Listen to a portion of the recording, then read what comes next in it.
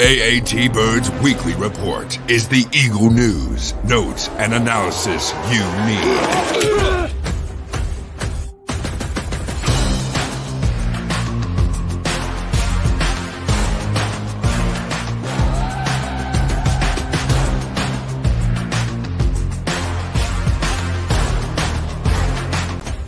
Quick, he's going to go. What a give it to Smith, and they stop him again. Go back. He looks, fires for the end zone. Intercepted. The 20, the 10, the 5. Touchdown. Matt Ware. Midfield. He's going to go. Deshaun Jackson. He steps up his head and falls forward. And he fumbles the football, and the Eagles have it. It's and the Eagles win. It's all birds, all the time. And welcome to another edition of the AAT Birds Weekly Report. I'm myself, Johnny Ulecka, is joined as always by Chip at Chip for the Birds, and a former co-host that decides to pop on when he wants to. Mike Bauer from Dynasty Rewind at Rewind CEO. Thanks for joining us, Mike. We want to get your thoughts on the Eagles offseason so far, and get your thoughts on that. I kind of want to dive into that first. I want to start there because there's a couple of things I want to talk about today. I definitely want to bring up the Haason Reddick stuff with Josh Sweat getting, basically a 1-year guaranteed deal, kind of reworking his deal. He's not going to be going, not going to be traded, released, anything like that. So that is a development that last time Chip and I talked about. We kind of thought that he was going to be on his way out, but looks like that's not the case. So I want to get in that. There are some free agents still on the board. I want to kind of talk a little bit about, a few guys. You guys each sent me some names. I just want to kind of discuss some of the names you sent and then kind of go from there. But what do you overall right now with the Eagles offseason? How have you thought that they've done? You asking me or Charles? I'm asking you, Mike. Okay. I know what Charles thinks. Charles gets to talk every week. First of all, I want to say hi, everybody. Thank you for having me back on. Also, stop guilting me, Johnny. We're writing a rookie draft guide right now. It's been taking a lot of my time. I'm busy. Well, I'm going to keep. What I'm supposed to be doing right now is editing my future podcast, editing the audio. Instead, I'm here with you guys because I love you and I love the Eagles. But I love our offseason so far. Definitely swinging for the fences this year. I like the new offensive and defensive coordinators. They're definitely going with more experienced. I mean, I don't know about you guys. My favorite addition is actually C.J. Gardner-Johnson. And that's not a knock on anybody else.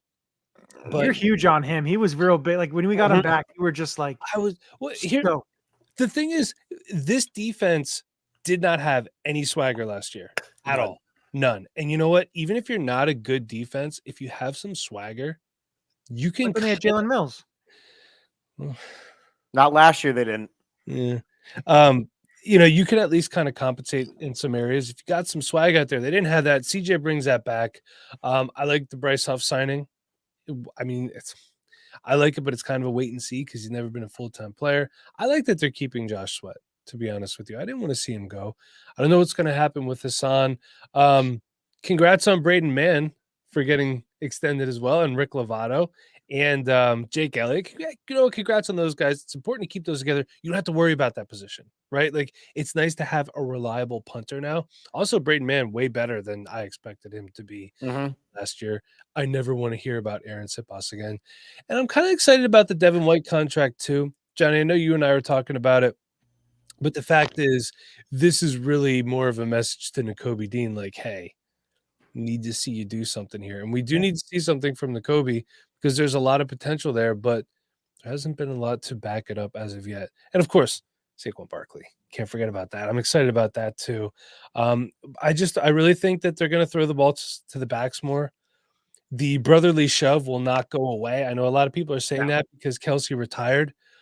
And everyone's like, oh, Jalen's going to steal touchdowns from Saquon Barkley. Let's not forget, Miles Sanders had 11 touchdowns in 2022. So, this is going to be a much better offense. I'm super excited. I still think they need a wide receiver to complement their two guys. The Devontae Parker signing, I would have liked It's not a needle mover. I would have liked it better about 3 years ago, to be honest with you. Yeah, But they need to do better there. Hey, Tyler Boyd is still out there. he I is. There think are the some Kings didn't sign intriguing him. options that are still out there. Yeah, so there's guys out there, and I think this next wave of free agency, even though Howie's done a great job so far, this next wave right now and up until the season, this is where Howie Roseman really excels and where he finds these really good deals. So I'm excited. I love free agency. I love the draft. The draft is my favorite weekend of the year. I mean, it's actually my anniversary weekend. Sorry, that's what I meant to say. But the draft is a lot of fun. So I'm excited about this. I'm ready to keep rolling, man. I'm ready for the season to start right now. I think, Michael, some of the things that you said are important, especially with the CJ Gardner-Johnson deal. I remember sitting here, the three of us, when I don't want to say we let him go, but he quickly signed that big 1-year deal with the Lions. And we kind of all knew what that was going to do to the team. But as the season went on, it was very obvious how important of a player CJ Gardner-Johnson was to this Eagles team. As you saw in the lack of turnovers, you saw in the lack of ability to cover and the lack of ability to make adjustments. So the fact that he was so eager to come back, the fact that we were so high up on getting him, I think says a lot about this offseason plan where Howie, I'm going to be honest, corrected a mistake. Yeah, for sure. He flat out corrected a mistake. So the CJ Gardner-Johnson could go down as the most important. I think, like you said, the flashiest is obviously going to be the Saquon Barkley deal. But with Saquon Barkley, there come the question marks of how many more miles on the tires. Yes, he's a local guy, but is he going to have the same level of success? Is he going to do better? I mean, I think there's a lot more questions with the Saquon stuff, especially because of the way running backs are viewed in this league, than there are with CJ Gardner-Johnson, a proven player in an Eagles uniform and who wanted to come back and is already bringing the swagger back. And I just think that the Eagles made a good decision to bring back a guy that found success with the Eagles. So I will say this, though. I want them to bring in more safety depth. I want them to bring guys that have experience. I'm not saying I want anybody with the last name of Evans or Edmonds to walk through the locker room door, but I want to see those veteran guys that can pull CJ Gardner-Johnson aside and pull Reed Blankenship aside and say, hey, just so you know, turn your body like this, make sure you backpedal this way or whatever. Those are the guys we need. And I wanted to ask you guys this. I've been kind of thinking about this all day. What would you consider a successful season for Saquon Barkley? Like what, as Eagles fans, because we saw what DeAndre Swift did last year, and correct me if I'm wrong, we did offer him a contract, but I guess he got more guaranteed money in Chicago. Is that correct? Yeah, Johnny? I think he got more money in Chicago. So I also think, because if you notice the way that free agency went down and the mentions of whether or not there was some tampering, I think it was made very clear to DeAndre Swift that Saquon Barkley was going to be an Eagle. So he had the opportunity to play second back and get paid accordingly, or go out there and get your money from somewhere else. That's the kind of read that I got on it. As far as what I would consider success, I am no longer looking at individual accolades. We know that there is power and speed and ability coming every single which way from this Eagles offense. I'm going to judge success by, are they able to score somebody on the team? Is there cohesion? And can they get back to the Super Bowl as a team? Fair enough. Yeah, I look at Saquon Barkley and you look at the offense, and I mentioned it last show on the way the offense is going to be run, not necessarily run through him, but in terms of what they can do offensively, given what the defense shows you, whether it's they play single high safety, they play two safeties, light in the box, heavy in the box, what they do. But I think you can easily, get 12 to 1,400 yards out of Saquon if he's healthy for all 17 games. And he should. He should. And listen, it's just, for me, it's getting that run game to that level that it was at in 2022, because last year it really, it started out pretty good. You had those games, the Tampa game, the Minnesota game. You had certain games that were, huge in terms of factors and them running the ball. And then you had games that basically it was like they really couldn't do much of anything. And, not saying that's DeAndre Swift's fault, not saying it's not, but you want a more consistent cohesion, and you look at the offense with the run game to the pass game and everything that aligns with that. So that's what I'm really looking at is kind of, I know what Saquon can do, but I want to see this offensively running the ball and passing the ball, working, firing on all cylinders, basically. Yeah. Johnny, I think they went so far away from their identity, which got them to the Super Bowl, which was that smash mouth team, that running behind that very dangerous offensive line. I think they got so far away from it. And they, again, we've talked about this, how they relied on Jalen Hurts to do everything. And we saw it the first couple weeks of the season. And I remember sitting on a show and going, this is not sustainable. He's going to hit a wall if he's your lead back, your lead passer, and if you figured out a way to do it, your lead receiver. He was doing too much, and it came back to bite him as the season wore on. So this is where the show will – I want to bring up what the name of the show is. Talking about Haason Reddick. Is there a Hasson trade coming? What's going to come of this? For me, looking at this, so Josh Sweat, he gets his 1 year – basically, it's a guaranteed 1 year deal. He's going to be a free agent next year. You sign Bryce Huff to a 3 year, $51 million deal. And now you have Hasson, who still is under contract. I don't believe he's going to hold out. The next move is, what do they do with him? Because essentially, if there was a good enough trade on the table, he would have already been gone. Yeah. Correct. So what they're asking, they aren't receiving. They're not going to just get rid of a elite pass rusher unless they're going to get something of value. And you look at the Brian Burns trade. You look at the Montez Sweat trade from the trade deadline with the Bears and Washington.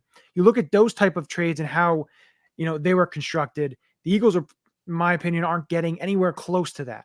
They So can't be. what do they do? Do they say, you know what, Hasson, let's talk. We're not going to give you $25 million a year, what you're asking, kind of meet them a little bit in the middle. Are they going to, because the later and later this goes, eventually, could he be on that 1 year deal, that guaranteed 1 year deal? Kind of like a Josh Sweat. He's a free agent in 2025. And you have both of those pass rushers, free agents, potentially maybe towards the end, they both have great season. One person has a great season. Depending on what it is, one of those guys come back on an extension next year. To me, I think that would be, in my opinion, that's what I would do, is keep everybody here, have a rotation. You have, being able to do that, because you saw last year what happened when Josh Sweat and Hasson Reddick basically so many snaps, more than they had in 2022. They wore down, and it showed. So for me, that's what I would like to see. I don't know if we're going to see that. Well, let's not forget too, changing coordinators halfway through the season does not help. No. And we were a victim of our own success last year, because you lose your coordinators late. The guys that they probably really wanted were gone. Of course, well, we know that they wanted Fangio and all that good stuff. But I think, honestly, at this point, I think Hasson Reddick, the worst case scenario, he's an Eagle, he plays, and we get a comp pick for him next year and he leaves. But if you're a team that has Super Bowl aspirations, losing who could be your arguably best player on defense is not the way to go about it. And it's a tricky situation because he wants to get paid. And you know what, Hasson, I'm sorry that $15 million isn't enough for you. I wish I had that problem. But there is a more important thing here. Devonta Smith has to be extended. And long-term for this team, Devonta Smith is more of a plan for the future than Hasson Reddick is. And that's just a fact. So and I think that's, Mike, a really good take with the fact of, I would love, so let me back it up. First off, I do not see a universe where you can sell to this fan base that getting rid of Hasson Reddick is the best move for this team. I agree. Getting rid of him this season, right? Trading him for less than we know he is worth, because on the field, he is worth more than any future compensation you can get for him. With that being said, Hasson Reddick has never come out and said, I don't want to be here. This team has never said, they don't want him here. I think everyone kind of needs to take a damn step back and realize that if this team wants to go to the Super Bowl, Hasson Reddick should really probably be a part of it. Yeah. While understanding, and then this is where Howie has become a mastermind, we're realizing you do have to plan for the next 2 years, 3 years, 4 years, 5 years. And as you said, Mike, prioritizing Devonta Smith over Haason Reddick is a no-brainer. Yeah, you look at it, and it's not only the Eagles. If you take the look at the landscape of the NFL, when you take a look at good teams, and when they have a number of players that are, one, already receiving big contracts, two, in line for a big contract. Case in point, look at San Francisco. They have to release Eric Armstead. Yeah. They have, Brandon Ayuk, who is ready for a new deal.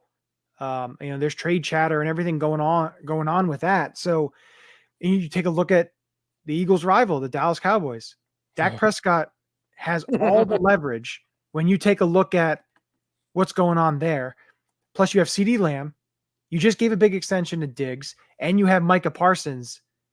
There's a lot of, and there's a reason you can't do much, because you're going to have so much money tied up. And you see it along the NFL. Sometimes good players, fortunately, are traded. You take a look at Cincinnati Bengals, T. Higgins. Are they going to re-sign him? What are they going to do there? So that does happen. And unfortunately, when you look at Devontae and Hasson, if you have to, go between one or the other, unfortunately, I'd like to see Hasson stay on this team, but I know how crucial Devontae Smith is to this offense and to this team. Plus, he is a lot younger. Well, so it's funny you mentioned Micah Parsons. You want to talk about a guy that I think wants to be an Eagle? I mean, he's like in Philly all the time when it's not football season at Sixers games and everything. He's a free agent after this upcoming season. I don't know if the Dallas Cowboys can afford to keep him. No, he's going to get a monumental deal from somebody. Depends. Unless they do what Carolina did and do the franchise and trade and try to get as much as possible. Again, there's a whole bunch of different things, but real quick, because I really like this point from Dylan here. The draft doesn't seem edge rusher heavy, so that may be more of an incentive to keep Reddick. So, Mike, we have some draft gurus here.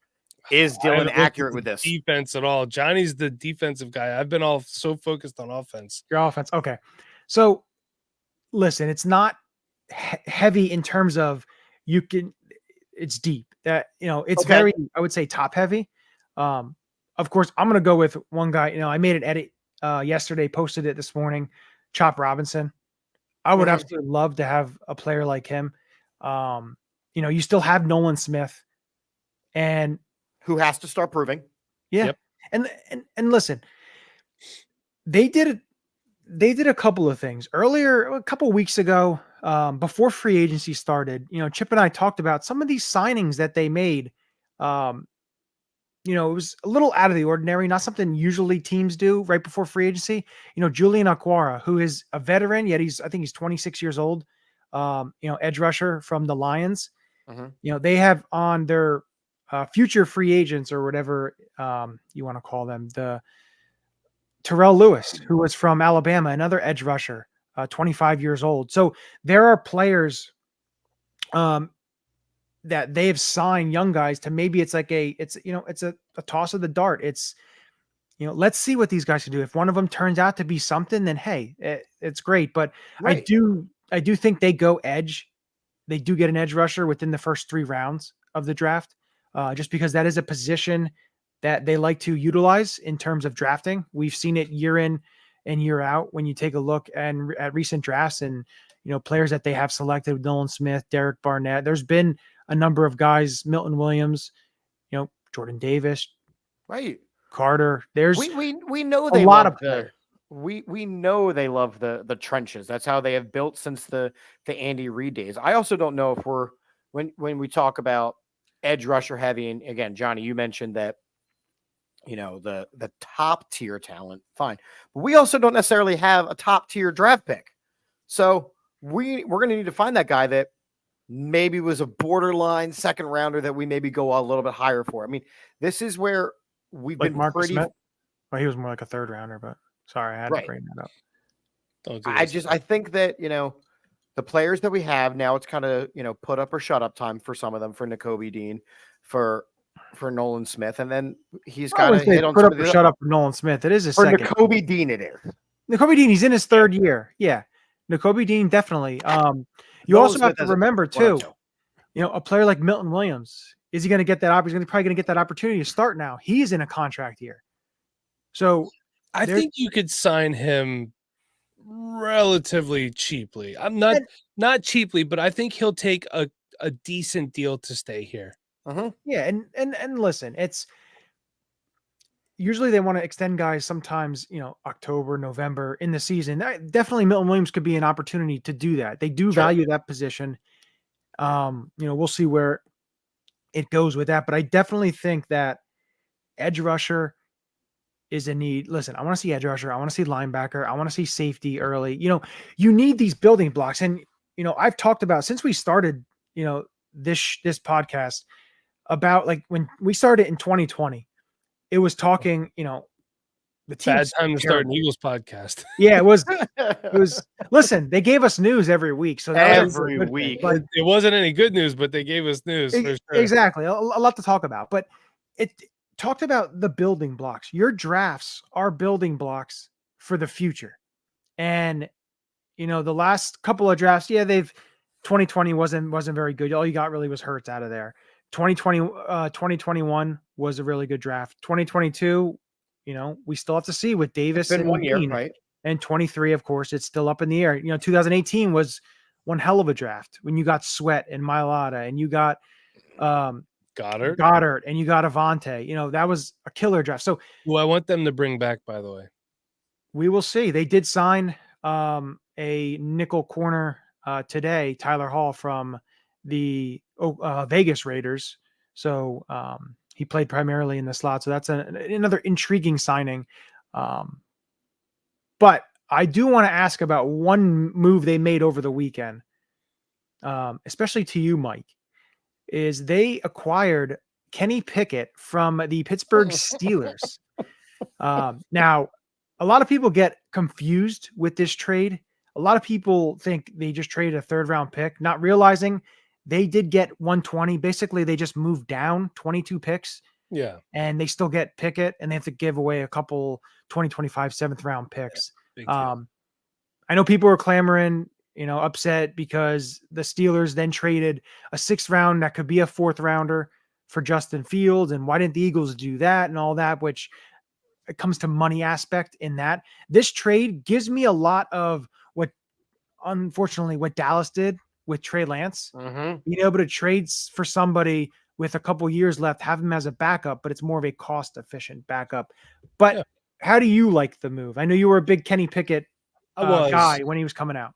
I think it's a great move for the team. And I do believe I heard something that Justin Fields had to approve where he went. And I believe we did call about him.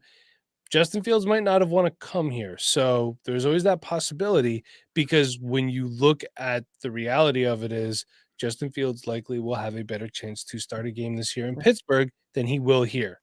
The good thing is whoever comes in here, they know they are Jalen Hurts' backup. Correct.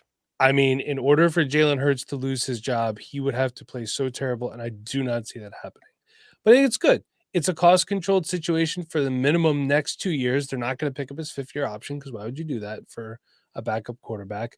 And I feel more confident if he has to start a game than if it would be Marcus Mariota. Yeah. And I just don't think Tanner McKee's ready to be the 2 yet.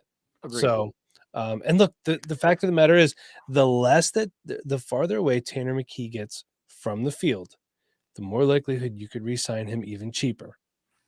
And that does matter eventually. And I remember, was it last week, Johnny, that I mentioned the whole Tanner McKee thing and how they had to get a backup quarterback? I know it was recently. Yeah, I think it was. And I liked it was last week or 2 weeks ago. For the record, I like McKee. I think he's fine, but I just don't think he's ready to be the 2 years. I do not like McKee, and I knew they had to go get a backup quarterback. Now, the Kenny Pickett Nostradamus over here. The Kenny Pickett thing is, I think, again, Mike, you kind of hit the nail on the head, which is Kenny Pickett knew he was going to be a backup in Pittsburgh when they went out and got Russell Wilson. And rather than attempting to compete for that job, he went, no. That's enough for me. I'd like to be traded now. Justin Fields, how many years does Russell Wilson really have left playing at a high caliber? 1, maybe 2. He didn't play at a high caliber last year. If you look at him last year, he has 0 years of playing. Correct. So Justin Fields is the future for the Pittsburgh Steelers. He's going to have a year to learn under the Tomlin-based offense. Kenny Pickett, all he's going to be able to do is come in. When you look at a backup quarterback, you want him to be able to basically come in and play and get you to be competitive and win 1, maximum 2, 3 games in a season if you really need. I think Kenny Pickett, even in this offense, can be successful. Yeah. With that being said, Listen, you didn't sign a guy for a stupid amount of money. And you take a look at it this way, though. Backup quarterback is such a valuable position to have because you look at the money that some of these players are going for, and all these moves. Just take a look. If you look at all the quarterback moves that you have seen over the last week, listen, there's so many different quarterbacks that are getting backup jobs or whatever it may be, but that position is so important because how many backups and third stringers did you see last year start an NFL game? I mean, the Super Bowl quarterback for the NFC was a undrafted free agent, or not undrafted, excuse me. He was almost last undrafted pick free in the agent. draft. Mr. I Irrelevant. told Mike he was going to be a pretty good player. I remember that. And he was, the third quarterback, and then he was the second quarterback, and then he was the first quarterback. And now they're going to have to pay him as a franchise quarterback. So you do sometimes find those diamonds in the rough. The backup quarterback is important. You look at a guy like Jimmy Garoppolo, he got a deal. You look at guys like Ryan Tannehill, he's going to get a deal. Carson Wentz may get a deal. Jameis Winston got a deal. Like, these are guys who are getting deals to not play. Sam Darnold, Marcus Mariota, Mitchell Trubisky, Jameis Winston, Tyler Huntley, Tyrod Taylor. All these guys are getting, Minshew. All these guys are getting out. Flacco. All these guys, they're getting jobs and getting. Some of them are getting paid pretty handsomely. You look at Winston. You look at Flacco. You look at Mariota. You look at Darnold. You look at some of these guys. They're getting. I don't know how they paid Mariota to do anything. So it's funny you bring up Mariota. Kenny Pickett's contract this year, his base salary is $985,000. Marcus Mariota signed for $2.39 million. Now, obviously, Pickett carries a higher cap number next year. Marcus is only signed this year. Next year, Kenny's cap hit will be 2.623. But the reality of the situation is, let's say he has to come in and play 2 games, and he goes 2-0. He's not an Eagle next year. No. Someone gets hurt. No one's clamoring for him to take Jalen Hurts' job. Exactly. That's the great thing about it. We know what he's here for. I just feel more confident in him than I do in Marcus Mariota. So Riley is chiming in here, and judging by his icon, Riley is clearly a Pittsburgh Steelers fan. So Riley is over here thanking us for taking Kenny Pickett off of their hands. You're welcome. My co-host of the Sports Wheelhouse is JD, who is a Steelers fan, and as soon as it happened, I called him, and he laughed on the phone with me or at me because we always would make fun of Kenny Pickett. I don't think that Kenny Pickett is a great quarterback. I think that he is mediocre at best. So no, I'm not going to bet on Kenny Pickett, but he's also at least a proven quarterback. He is a mobile quarterback, and he will fit nicely into this offense if needed. Yeah, and I think you have to look at it this way, though, is you need a serviceable, capable backup. The Sam Darnolds, the Mitchell Trubisky's, the Tyler Huntleys, the Jameis Winstons, all these backups, they're not star quarterbacks. You're not expecting them to be star quarterbacks, but a Kenny Pickett is young enough that if he has to come in and he looks pretty good, you may be able to, turn him for a draft pick or whatever that may be. The Eagles have had a lot of backup quarterbacks in recent years that have played pretty well. You have the Nick Foles, and you have the, Jeff Garcias and AJ Feeley's, and, players along the lines of that. I'll put it to you this way. Having Kenny Pickett, having a capable backup when you had Minshew, I don't really think Mariota really was a capable backup last year. He looked, pretty bad in preseason, and from all what you heard in the offseason, everything, he was bad. Listen, you don't want to go into your season with a Mike McMahon-esque backup quarterback because we all know what happened in 2005. Now, I know they had a lot of injuries everywhere, but that was absolutely god-awful. Or like a Coy Detmer, who really was a third stringer. You do not besmirch Coy Detmer on this show, sir. Sorry. You do not besmirch the name Coy Detmer in front of me. Sausage slap Detmer.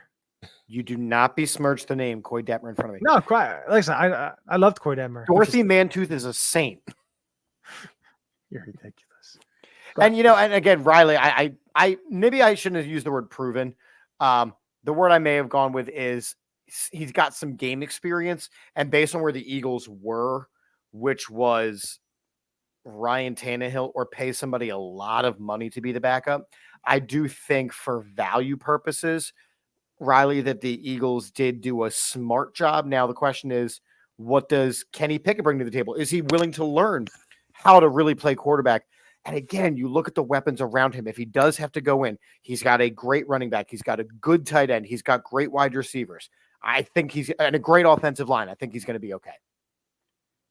Yeah, we'll see. It should be interesting. And of course, there's going to be plenty more moves to be made. Now, what I'm going to do is from each of us, we're going to give, I know we had 3 players, everything. We'll talk about one of our players that we think the Eagles should target in this next wave of free agency.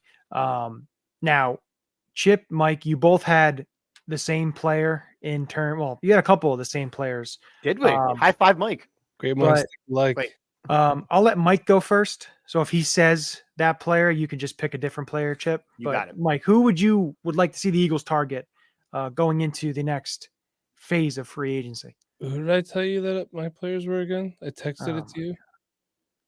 How about we just go Justin Simmons? Why don't you talk about him? Yeah, so I think Justin Simmons would be a great addition here, and I'm surprised he's still out there. Me too. What I really want from Justin Simmons is the 2-year deal that's really a 1-year deal. Yeah. Okay. I want Reed Blankenship to, I don't want to say take a year off because I still want him to come in and play. He's safety number 3. Right. I want him to be safety 3 a little bit to take that pressure off of him to learn this new defense. And then maybe we could start him again next year. Okay. And here's the thing. I'm still a Blankenship believer. I think last year's defense was just so bad that him being a second-year player and a UDFA, that was nothing but a detriment to his growth. So hopefully a veteran DC like Fangio coming in, let him learn behind a guy. Simmons, I think he played some of his best ball with Vic Fangio as his defensive coordinator. That's what we need. And that's a deal that can be made in the second wave of free agency that helps get you back to the Super Bowl, something like that. And I think he could be, hey, the longer he's on the street, the cheaper he gets. And I believe the last 3 years, he's been a second team All-Pro, 21, 22, and 23. So it's not like his game has stepped off. Like when they got Kevin Byard, we knew like he wasn't the player of, recent years. We expected more now. Of course, like you said, the Matt Patricia, let me just throw shit against the wall and hopefully it works. Defense it did not stick. may have helped him, but he wasn't the caliber of player that he was 2-3 years prior. Simmons has been a second team All-Pro the last 3 seasons. So there's still some stuff left in the tank. I would love to see like a 2-year deal. Like you said, 2-year deal. That's kind of a 1-year deal, but I think he would absolutely fit. And you get a veteran in this scheme who has played under Vic to be able to help on the field, knowing the system already. I think that would be an absolute, killing of a signing. But I think also the more he's out there, the longer he is out there, I think is favorable to the Eagles because his price tag is going to be a little bit lower, especially with the safety market, how deep the safety market was. Eagles may luck into being able to get him at a reasonable number. There's still a bunch of safeties out there too, according to Over the Cap, the tracker. So, and if the longer he stays out there, the more it turns into, rather than the 2-year make it 1-year deal, it's just a 1-year prove it deal, like we've done so many times with so many players. And most of the time, it has indeed panned out. Yeah, an incentive laced type of contract where you can make upwards of this much if you do X, Y, and Z. So is Curl still out there, or was he signed? Who? Cameron Curl. Curl was signed by the Rams. Okay, good signing for them then. Yeah. But there's some guys, Eddie Jackson's out there who played with Fangio, but he's kind of, I think he's more of his twilight years. You have some good names that are out there. One of the names on there, don't say, because I think I'm going to bring him up as my addition. Terrell Edmonds, that's your guy, isn't it? No, that is not my guy. Sorry, Blaine Bishop, maybe. No. Yeah, bring him back. Yeah. Chip, I will go to you now and give me a free agent that you would like to see the Eagles target. So obviously, I love the Justin Simmons idea. There is a player that had some success under Vic Fangio as well, but it would have a subsequent move that would be get rid of Bradbury. So I'm not going to go with that one. I'm going to go with my third one, which was your big one. Yes. Were you surprised by this name, Johnny? No, because Mike had the same name. Did you really? Yeah. Okay. So Jack Driscoll, we know, signed with the Dolphins. Ulecka signed with the Bucks. Good for both of those guys, by the way. Good for both of those guys, right? Yeah. So there's now some I don't want to say there's some depth issues on the offensive line where we need those swing players. We need those players that can play a guard or a tackle. And the name that came up to me is Halipulivati Vaitai. You just wanted to say it. I did. It was real fun spelling it, let me tell you. I think that he had a lot of success with the Eagles. He made it into a $10 million a year contract. That's what I was going to say. He turned it into a contract with the Lions.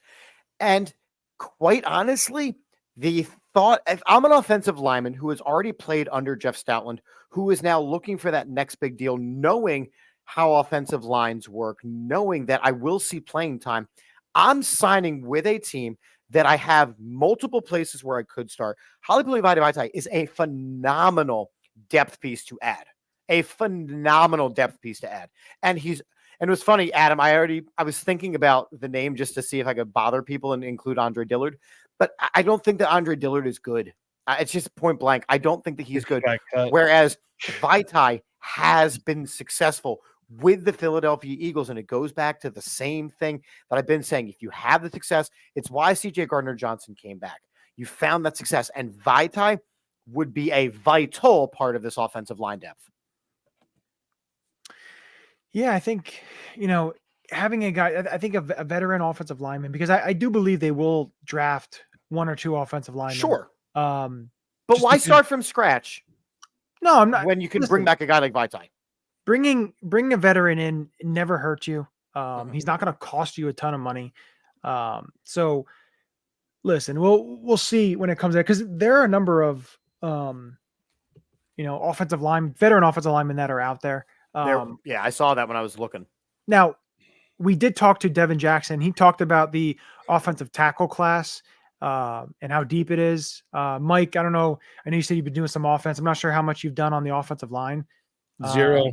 Strictly skill position, because I'm making that rookie draft guide. So, that's right. He's doing it based on fantasy stuff. Yeah, but honestly, there's only one offensive skill position wish that I have. I have two. I want them to draft a good backup tight end. I would love them to draft Jatavian Sanders, but they'll have to draft him too high. What about Theo Johnson? Theo Johnson would be nice. You could get him later. But I really want them to draft Javon Baker from UCF to be their wide receiver. He's your guy. You did, he's just about him a little bit. There's something about him. He just, you want to put a little bit more swagger on your offense. He's a little cocky, but he backs it up though. And for him to not have to go somewhere and be the guy would be great for him to be the number 3. Would fit him really well in that role. And the one thing I saw about him is, his time speed at the combine, I think is different than his play speed. And when you watch him play, it doesn't look like a 4. I think he ran like a 4.54, something along the lines of that. He plays faster than he runs. So, and that's of course always good. You don't want to be the opposite. Who would be a good free agent signing too? As a backup, Ashton Davis. Oh, safety from the Jets. Yeah. California. Yeah, I would like, he's not going to be a starter, but no. So I'd like to see him there. Keeping the safety aspect, I'm going to throw mine and there was some mutual interest that was reported earlier in the week, and that is Nick Scott, who was recently released by the Cincinnati Bengals, played for the Los Angeles Rams, won a Super Bowl with the Rams, former Penn State player. Of course, Penn State guys. Hey, they just signed PJ Mustipher, backup nose, so adding all the Penn State players. But I think he'd be a great addition, a smart, fundamentally sound type of player. To me, it kind of, when when I take a look at, free agent signings, and like, you want these free agent signings to be, I'm not saying home runs, but you want an extra base hit if you want to do baseball terms. But I think, yeah, there you go. For the umpire there. I think Nick Scott can be kind of a little bit of the Rodney McLeod-esque type of signing. A player that you sign that isn't, overly hyped, but that can come in and be an absolute solid player, can be a leader in the locker room, and, can, give you what you need, especially a veteran back there on the back end. He's not too old. He's 28 years old, and he has a lot of experience. And I think he wouldn't cost you a ton of money. I think that'd be a great value signing, and I think it would be very beneficial to this defense. Yeah. I love it. What the other name that I had on my list, and I kind of want you guys to weigh in, that was trickling around, was Xavier Howard. I just think he's too old. That's what's going to be my question. I know I think too. He got cut because of a cap casualty situation more than anything else, I feel. I just, listen, if I'm going to go older and I'm going to sign a corner, I'm going to sign Stephon Gilmore. Okay. Right. He is still available. He is. But listen, I just like the Fangio connection because he had a lot of success under Fangio. There was a lot of pushback with a lot of defenders in Miami with Fangio. So I'm not sure if he was one of them. So see, that's where it's a little bit, interesting when you look at that. And I don't necessarily want, like, so many moons ago when there was a certain gentleman from Oregon as the head coach, I did not enjoy that he just rebuilt his college team under an NFL logo. I did not enjoy that. So I'm okay with not getting all Fangio guys. But for this first year, I'm okay with getting guys who are at least familiar. Yeah. Yeah, I am too. Listen, it's going to be interesting to see what they do. A couple of comments coming in here. Riley, Jordan Poyer, I believe, signed with Miami. So he is not available. And then Dylan said, talk about former Bill safeties. He said Poyer and Hyde. Well, Poyer, of course, I just mentioned, signed with Miami. But Hyde is 33 or going to be 34. 34, according to the tracker. Yeah. That's a couple of years ago, sure. Yeah, it's one of those things too where we're talking about Bradbury falling off a cliff. And I understand that Micah Hyde's been a much more consistent player for the most part throughout his career, but man, they gotta do something at cornerback. They gotta draft somebody. It's and I so know bad. They drafted Eli Ricks, and who's the other younger guy that they like to? Johnny, help me out here. Isaiah Rogers. Him. They drafted him last year. Ringo. Oh, Ringo, and you got undrafted free agents and Ricks. Yeah, and you got guys that they have to develop. So it's that fine line. Like, but Bradbury's not the option. So it's either you go out and immediately get somebody that you hope can learn, or you actually coach up and develop these guys. So I want to bring up the free agent signing the Eagles did this afternoon. Tell me about one of my buddies is a big time Raiders fan, really in depth in the Raiders, watching film, all that kind of stuff. And I texted him. I said, "Give me the scoop on Tyler Ward or Tyler." I said it wrong. Not even Tyler Ward. Come on, man. Tyler Hall. See, I screwed up there. Tyler Ward. I'm thinking Lehigh football. And I said, "Give me the scoop on him." Now he did play. Funny, he played with Marcus Epps at Wyoming, who now is with Vegas. But he said insanely underrated. That if Nate Hobbs wasn't in Vegas, he would be the starting slot corner. And he said it's absolute steal. And another thing he said was whenever he got playing time, great tackler, sticky in coverage. Those are great things to hear, especially with a team that struggled last year, finding somebody in the slot after Avante went down. Going through all these different options, the Goodrich, the Ricks, then getting Roby and all these guys, having a guy like Tyler Hall, and who is only 25 years old. He turns 26 in end of October, 5'10", 190. Listen, he played 11 games last year.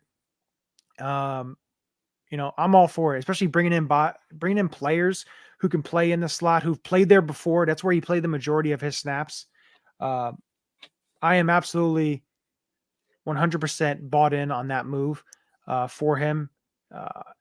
Listen, I like some of these signings that Howie has done in terms of some of these guys, like under the radar type of guys that he's kind of thrown darts at.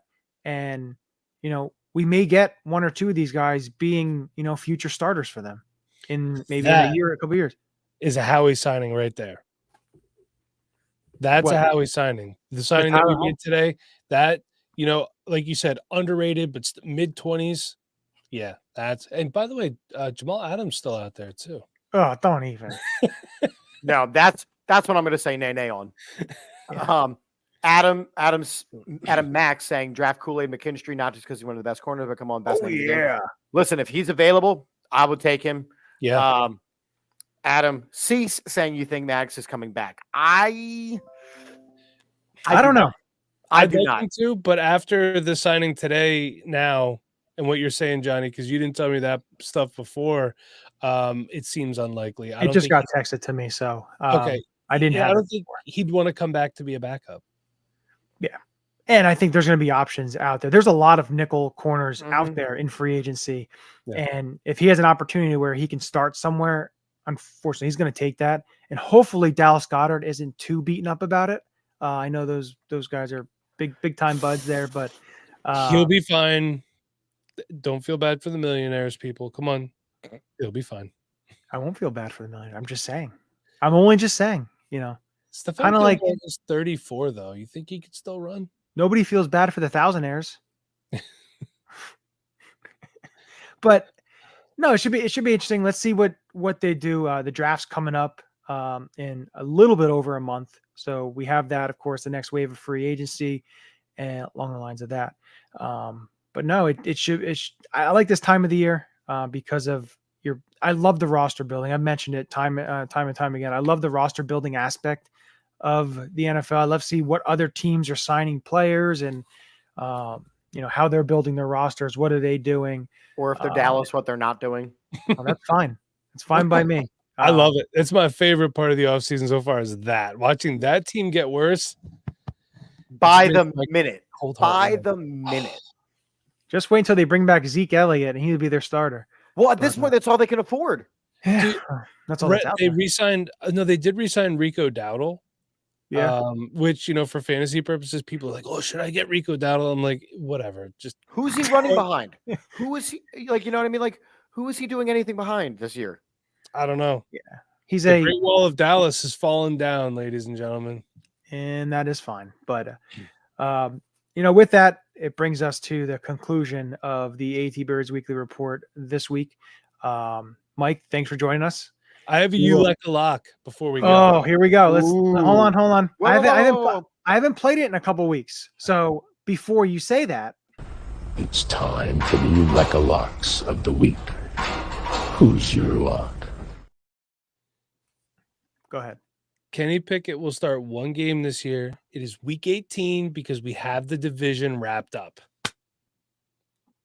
Do we have the conference locked up?